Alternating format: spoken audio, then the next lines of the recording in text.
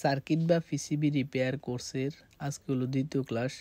এই ক্লাসগুলোতে আমরা যেই কাজগুলো শিখবো বা সার্কিটের কাজগুলো শিখবো, এসি ফ্রিজের ইনভার্টার সার্কিটগুলোর কাজ শিখবো, মাইক্রো ওভেন এবং ওয়াশিং মেশিনের সার্কিটগুলোর কাজ শিখবো, ইন্ডাকশন এবং ইনফ্রারেড কুকারের কাজগুলো শিখবো, আইপিএস ইউপিএস ইনভার্টারের সার্কিটগুলোর কাজ শিখবো, বিএলডিসি ফ্যান এবং এসিডিসি ফ্যানের সার্কিট, ইজিবেকের কন্ট্রোলার এবং চার্জারের circuit, LED TV, welding machine, amplifier এবং ডিজিটাল স্কেল আদার্স অন্যান্য যে সার্কিটগুলোর কাজ সেগুলো আমরা শিখব এই কোর্সের মাধ্যমে। সর্বপ্রথমে আমরা আজকে জানব যে একটা সার্কিট গঠন করতে একেবারে কমন কোন আইসিগুলো ব্যবহার করা হয় বা কোন পার্টসগুলো ব্যবহার করা হয়। এখানে আমরা তিনটা সার্কিট নিয়েছি, তিনটার মধ্যে আমরা দেখব যে সবচেয়ে কমন এবং তিনোটা তৈরি করতেই একই পার্টস ব্যবহার করা হয়, সেগুলো কোনগুলো।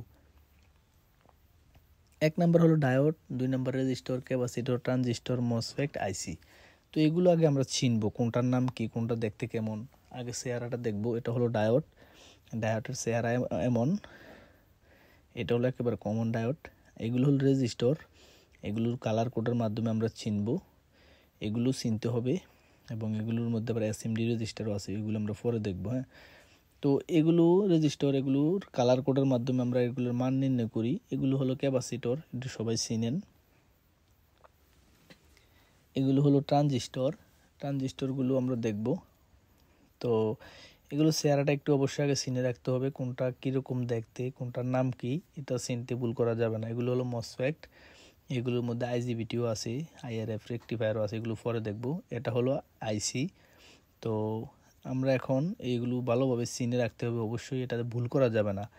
এটা হলো ডায়োডের চেহারা, ডায়োড দেখতে এরকম, এটা খেয়াল রাখবেন। এটা রেজিস্টারের চেহারা, এটা ক্যাপাসিটরের চেহারা, এটা ট্রানজিস্টর, আর নিচেরটা হলো মসফেট, ওইটা হলো আইসি। তো আমরা যদি একটা সার্কিটের মধ্যে মিলিয়ে দেখি, দেখুন এটা নর্মাল ডায়োড আর এটা হলো এসএমডি ডায়োড M7, মানে কাজ একই, সাইজে ছোট। এখন দেখুন পার্থক্যটা।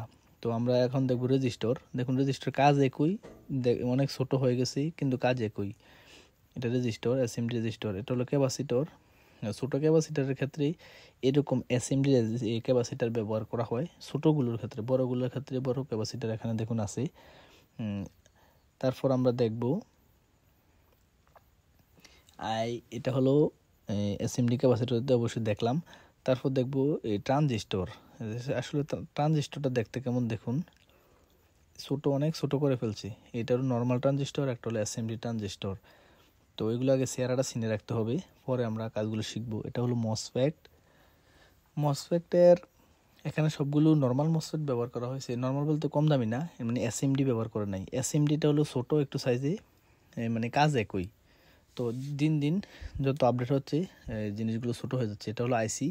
তো নর্মাল একটা আইসি দেখুন আর এসএমডি আইসি, মানে কাজ একই, অনেক ছোটো সাইজ হয়ে যাচ্ছে।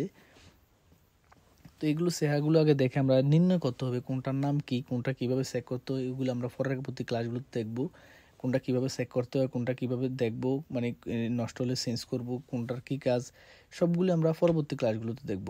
আর আপনারা যারা এই ধরনের কাজগুলো শিখতে চান, ইজিবেকের মোটর, চার্জার, কন্ট্রোলার বা ব্যাটারি, এসি ফ্রিজ বা ডিজিটাল স্কেল বা পাওয়ার টুলস বা অন্যান্য যে কাজগুলো আছে, আপনারা চাইলে আমাদের ইউটিউবে ভিডিও দেখে দেখেও শিখতে পারেন, অথবা আমাদের কাছে চাইলে সরাসরি এসেও এই কাজগুলো শিখতে পারেন।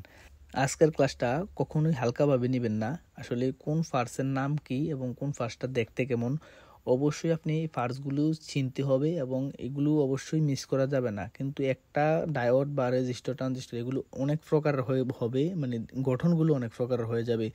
এর জন্য এগুলো চিনতেই হবে। আপনি কখনোই চিনতে যদি ভুল করেন তাহলে কিন্তু এই কাজগুলো করতে পারবেন না। আগে জিনিসগুলো চিনতে হবে কোনটা কি, তারপর বাকি কাজগুলো দেখব।